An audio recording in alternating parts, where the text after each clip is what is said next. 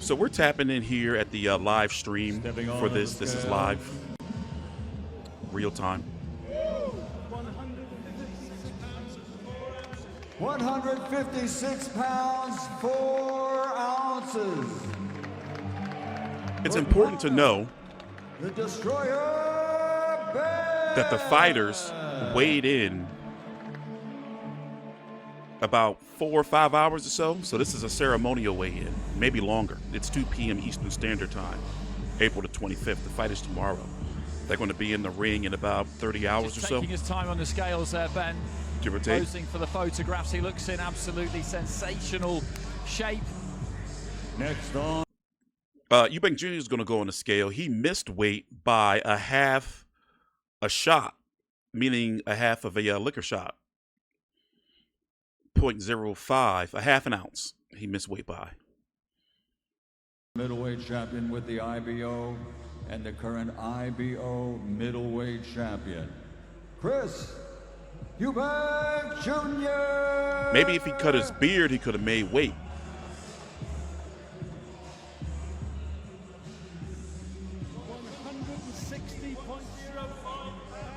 $160.05 pounds. As we know, he missed it by half an ounce.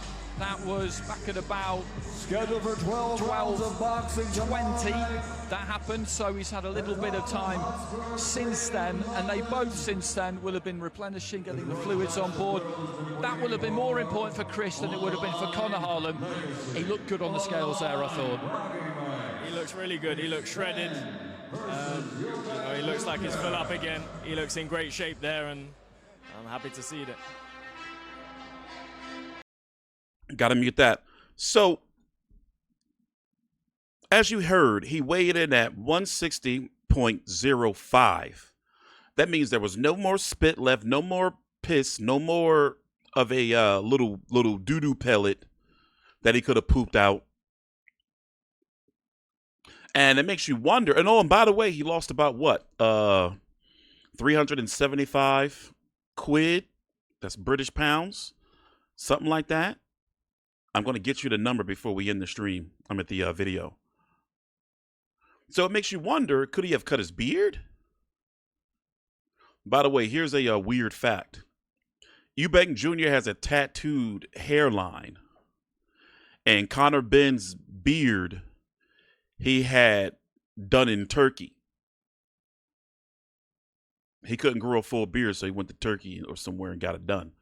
Pictures all over the internet. Overall, I'm really looking forward to the fight, though.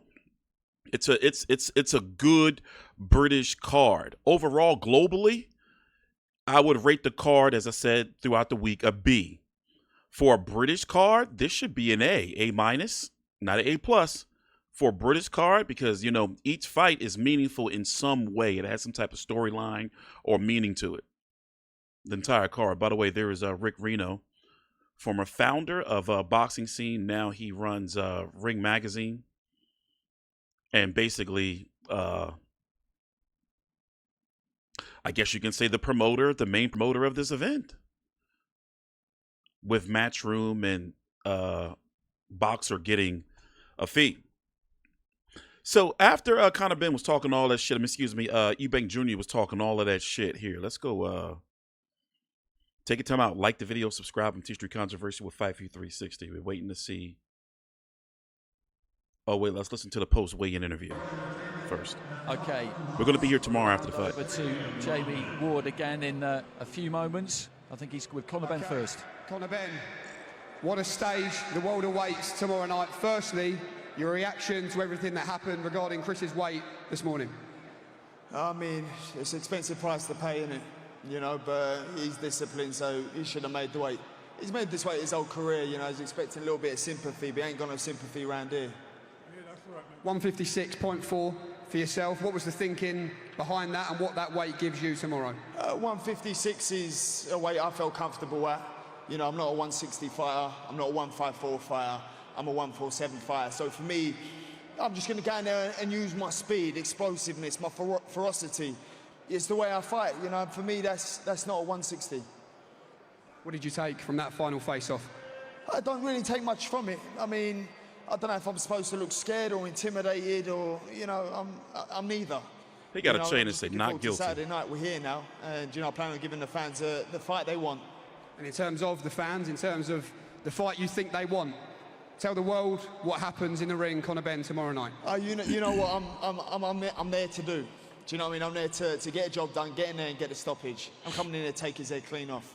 Conor, I wish you the best of luck tomorrow night. Thanks very much for speaking to us. Is Eubank Jr. sticking around because he likes to leave? We're going to head over and try and find Chris Eubank Jr. as well, if we can. Yeah, he likes to leave. Chris, we'll just bring you to the front of the stage. Chris, I have to ask, firstly, your version of events agonisingly just outside the 160 limit. What is your version of what happened and how have you processed it all? Listen, it is what it is. If they're going to take $500,000 off of me for being 0.5 pounds off of the limit, then that's just what it is. That's the people that Eddie Hearn and Matt Trim and Conor Benn are. 0.05. At the end of the day, weights have no relevance to what happens tomorrow night. I'm going to go out there, I'm going to stop this guy. How do you move forward now, with caution, of course, ahead of the second day weigh-in tomorrow? Yeah, the rehydration clause is still in place, so I have to watch what I eat, I have to watch what I drink. But again, all these things, you know, they're set up to distract, to displace, to try and get me off of track. None of it will work. I asked Conor, what did you take from that final face-off there here tonight? Nothing. He is, you know, he's in for a hell of a surprise. He thinks he's going to go out there and, you know, hop, skip, and a step and a right hand, as he says. He has no idea the pain that is in store for him tomorrow night. You got a great reception as you were walking down there off the stairs. I saw it brought a smile to your face. What is your promise, Chris, to all these fans who want to see you beat Conor Benn tomorrow? What's your promise to them? The procedure will be parliamentary. Chris Eubank Jr., thank you very much for speaking to us. I wish you the best of luck. All right. Tomorrow night, I wonder if we can bring in Eddie Hearn and Ben Shalom. Final word from both sides of the promotional team. Ben, we'll bring you in first. I keep saying this. What a stage. Why does your man win tomorrow night? Look, he's a better fighter. He's a world-level fighter. He's a fighter that's been here before in the big nights, the big pay-per-view nights, and ultimately it will just become down to who can handle the pressure and who's a better boxer, and that's Chris Eubank Jr. every day of the week, and I cannot wait to put this to bed on Saturday night. Thanks, thank you, Ben. Thank you very much. Let's bring in promoter Eddie Hearn. Eddie, same question to you, really. Obviously, a little bit of drama. Today wouldn't be boxing without a little bit of drama, but what is your version of events tomorrow for Conor Benn? You know, Chris is a great fighter, the IBO middleweight champion of the world. Couldn't make middleweight this morning, but that's okay. Everybody needs a bit of discipline in their life, and Conor Benn's ready. You know, the swing and the mojo has just switched so much, and it will continue to swing over the next 24 hours. But for me, no one's asking a question about Conor Benn coming up 2 weights, taking on a man that's much bigger to him. And you will see him chop down the tree tomorrow night in front of 65,000 people at Tottenham Hotspur.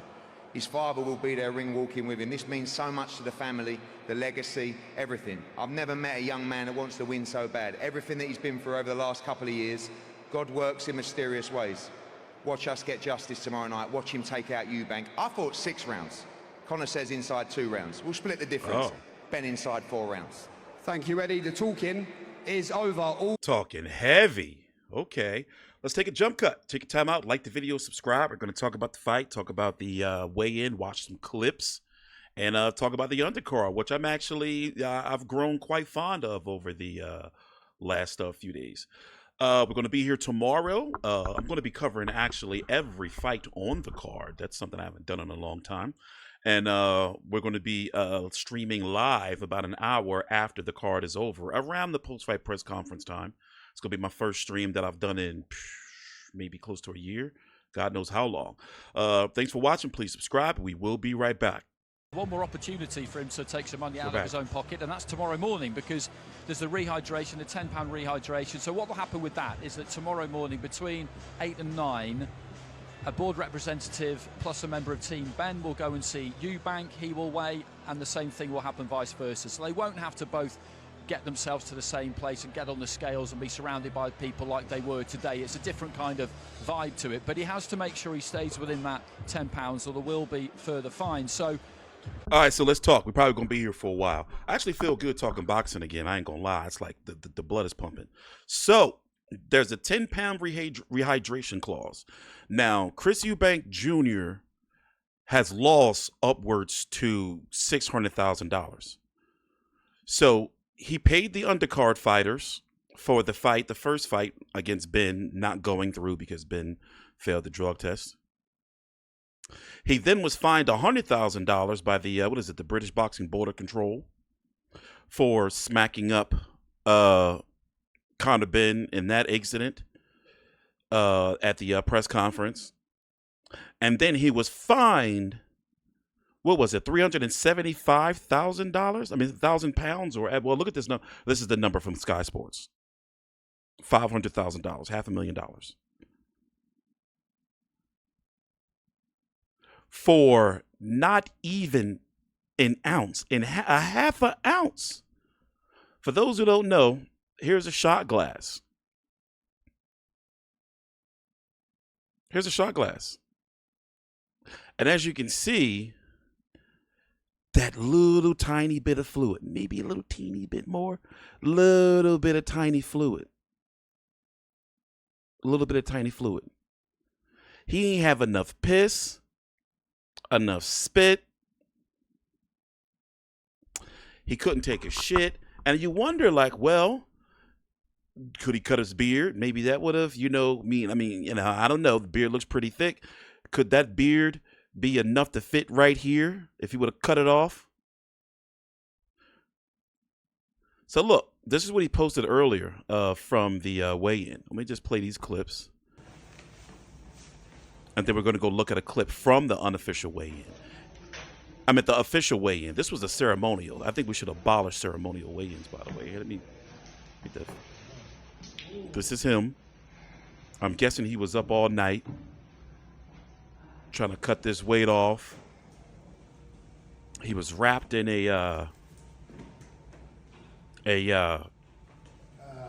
all his sweat stuff. Looks like a biohazard dead body tarp he was wrapped in. So look, he had no fluids. Look, here's the other clip. No fluids left in his body. This is him down there wrapped up. Some old 28 weeks later shit. 28 days later. I'm looking forward to the new one coming out this summer. And he's transparent because he put this out of there. He put this out there. He's transparent.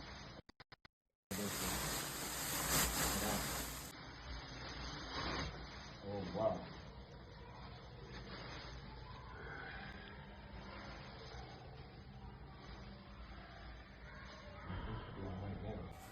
And I noticed something. You should watch out for a lot of these fighters when they start talking shit about weight ain't nothing. But he's never had weight issues before. I remember him posting a clip of him weighing in before the first time they were supposed to fight. And wasn't it catch weight at like 156 or something? That would have been crazy looking back in hindsight. Now let's go look at this clip from Matchroom Boxing's YouTube channel where they were recording the unofficial weigh-in, and it was basically they were trying to kick all the cameras out. But Ring Magazine was like, nah, we're running this event. We ain't going nowhere. So listen in. Just look at this. Cameras, can we stop the cameras? We didn't agree to any filming in that. So many cameras, sir. Can we stop the cameras? We didn't agree to any filming in that. Yeah, I will take my time. He's right. Why is it filming? We'll tell you when we're ready to film. I've never been in a Ring Magazine. Mate, I've never been in a weigh-in. Everyone's contracted. Yeah, but that's at 6 p.m. The open one. Why is everyone here? What do you mean, why is everyone here? Like all these films. Why is all this filming here? I don't understand. I get it at 6 p.m. the ceremonial. Only you guys need to be here, and someone from the other team. You lot should have organised this. What's all these cameras about? Everyone else This is a joke. You didn't pick it up. That's your problem. This was a contract. I didn't pick it up. So can we leave, please? The cameras. Can we leave the cameras, please? Is that not correct? Am I not right? No, it's nothing to do with the ball. John, what's going on? John? No, I think we should get you on the scout. Yeah, and I think that there's too many cameras in there filming right now. Why don't you just let the Ring Magazine do it then? No cameras, but the Ring Magazine. Yeah, please. It's a private way. So everyone else who Unless isn't... you with me. Who's with me? These two for Ring. And here's the thing. You okay? Check these scales out a minute. I know they've been calibrated then. And here's the thing. What is the point of ceremonial weigh-ins? Like, this is the stuff that we want to see. This is what sells the fights to us. You know, I ain't gonna lie. I want to see a motherfucker get up there and, you know, like, see how they're looking before a weigh-in. You know, see the public shame of them getting up there and missing weight. And sometimes they got to get butt-ass naked and they still miss weight. Ceremonial weigh-in is just like abolish it. Look what they took away from us. Remember, we used to be able to see the fight night rehydration. They will put what they weighed in as, and then they will put what they came into the ring as. You know, all this secretive bullshit is pissing me off. All this just started in what, last 6 years or so, 7 years. You know, so bring back every weigh-in we should be able to see. UFC does it. They'll do their regular weigh-in in the morning. We'll be able to stream it. I mean, you'll be able to see it streamed. And then, you know, they'll do the ceremonial. But boxing, they get real secretive, you know, about it lately. I don't like it. I don't like it. Well, anyway, this has changed my opinion. I ain't gonna lie on the fight. You know, I'm giving Conor Benn a chance. Now, depending on if this fight goes the distance, I'm favoring Chris Eubank Jr. But Conor Benn, being lighter, he's probably going to come out more explosive. Eubank Jr. is known to be a kind of a slow starter. It's going to be interesting to see how this plays out. Also, I noticed something, and I think I brought it up in my previous video when they were talking about a couple of days ago, where Eddie Hearn was talking about Conor is going to weigh in well under the 160-pound limit. He said 156. In this case, Conor weighed in at 156.4. So to me, that's just saying like, oh, well, you know, if he loses, and the broadcast commentators for the weigh-in brought it up too, he can just say, oh, well, as you can see, I barely made, you know, I was just 2 pounds over 154. You know, I'm really 147-pound fighter. As you can see, I weighed in less than 10 pounds over the 147-pound limit. So if he get beat up, you know, that's already going to be the scapegoat. And as you heard earlier, he said that at the very, you know, at the post-weigh-in interview. So let me tell you about this card, though, because when I first, you know, heard the card, I was like, okay. But it's reached me. It's reached me. For one, Chris Billam-Smith versus Brandon Glatton, how you pronounce his name, I'm sorry. It's got some fire to it. He's been talking major shit. You know, he said he was going to give, it was distasteful, and, you know, he apologized for it at the end of his weigh-in, but he said he was going to give CBS brain damage. This was after calling him a bitch multiple times because something happened where he was in O'Callaghan's camp, and, yeah, I don't know, some old mumbo-jumbo. But I'm not high on Chris Billam-Smith. And as you can see, his only 2 losses are, you know, split decision and majority decision. So let me know how those fights went for those who have watched them, because I haven't. I'll probably go watch some tape on him tonight. I'll probably go try to find some. But pretty high knockout percentage. And, well, Chris Billam-Smith, depending on how you view him, got beat up by Zurdo Ramirez. Zurdo Ramirez is pretty much practically new to the division. You know, O'Callaghan, ew, that was a nasty fight. He's got a nice solid record of some fighters that are known, but in my opinion, he how can I say it? He's just barely a scrape off of the domestic level type of fighter. For example, he'll have a win over Riakporhe. In fact, he'll have 2 wins over Riakporhe. No, wait. Didn't a lot of people think that he won this first fight? I believe I did this video. But anyway, he's got a win over Riakporhe. He's got a win over Isaac Chamberlain. O'Kali in a nasty fight. Masternak, okay. You know, lost to Gilberto Ramirez. He was doing good early, though. But then Gilberto Ramirez just started busting his face up. So this is right here. I'm going to call this a 50-50 fight. Vidal Riley versus Siobhan Clark. I don't know, but this is the next. How can I say this? The winner of this goes on to world level. As you can see, this is for the British cruiserweight title. You know, so the winner's going to go on to world level. So this is somebody to watch out for. This is the fight to watch out for as far as the future of the the 200-pound division or the cruiserweight division. Anthony Yarde versus Lyndon Arthur. That's going to be the chief support. But before that, it's going to be Liam Smith, Aaron McKenna. Now, normally a fighter like Liam Smith wouldn't take a fight against Aaron McKenna. You know, where it's a high risk, really low reward. You know, but I commend him for that. And it makes the fight more intriguing because now Aaron McKenna is being thrown in the deep end and he's got nothing on his resume, nowhere near the quality of Liam Smith. And as you can see from Liam Smith, he's only lost his big fights, you know, and one of them he had beat in the previous Chris Eubank Jr., for example, lost to Canelo. Wait, did he? I don't remember this one. I wasn't there yet. Lost to Canelo, lost to Munguia. Lost to Kurbanov, and a lot of people felt he should have won this fight and went on to fight Tim Tszyu. That would have been the fun fight. And then lost to Eubank Jr., but he had beat him.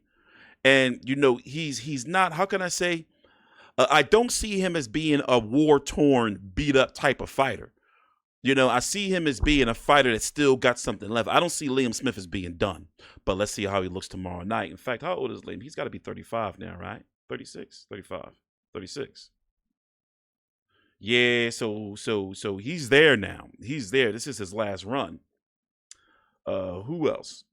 Now, the main event, the chief support, Anthony Yarde versus Lyndon Arthur. It's a third fight.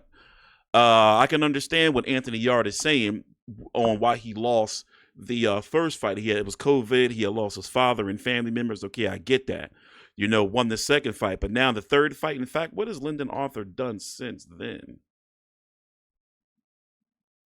Lost to Bevo. Okay, I remember that. So I'm going to favor Yarde, but see, you never know with Yarde, man. I just don't know. He'll look good and then he'll look shit in the very next fight. I remember was it this fight I covered? His last fight, or was it the one before that? I think it was his last fight. He looked really bad, and I was like, yo, you know, I don't know. I think he's getting towards the end.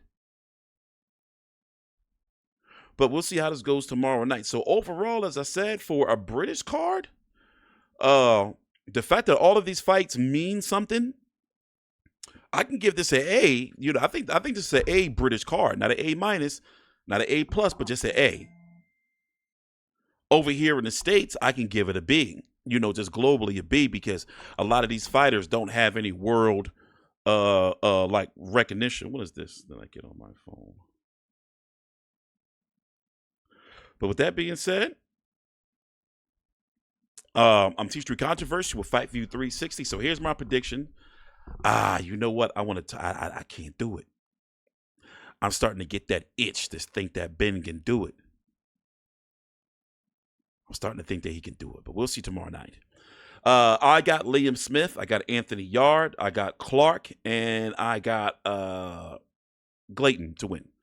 See you guys tomorrow. Remember, I'm going to be here covering these fights, all 5 of them. I'm going to be doing a post-fight video for, and I'm going to be streaming during the post-fight press conference and talking about the recap of the night and, of course, the fights that are coming up next week.